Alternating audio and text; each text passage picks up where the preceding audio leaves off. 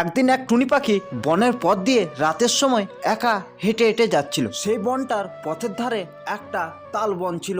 সেই তাল বনে এক ভয়ানক ডাইনি বাস করত। সেদিন রাতের সময় ডাইনিটি সেই তাল গাছটির উপরেই ঘুমাচ্ছিল। তার হাতে লেগে একটা তাল মাটিতে পড়ে যায়। টুনি সেই তালটিকে মাথায় করে তার নিজের ঘরে নিয়ে আসে। তার মাকে বলে, মা, এই তাল দিয়ে পিঠা বানিয়ে দাও। টুনির মা টুনিকে রান্নাঘর থেকে বটিং আনার জন্য বলে। টুনি চলে যায়। এই কথা শুনে তালটি কান্নাকাটি করতে শুরু করে। তখনই ডাইনিটি সেখানে চলে আসে, বলে, তুই আমার বাচ্চাকে মারছিস। ডাইনিটি রেগে গিয়ে তার কুড়ালির শক্তিতে টুনির মাকে মেরে দেয়। টুনি এই দেখে কান্নাকাটি করতে শুরু করে। ডাইনিটি বলে, যখন সবাই ভিডিও একদিন এক টুনি পাখি বনের পথ দিয়ে রাতের সময় একা হেঁটে হেঁটে যাচ্ছিল। সেই বনটার পথের ধারে একটা তাল বন ছিল। সেই তাল বনে এক ভয়ানক ডাইনি বাস করত।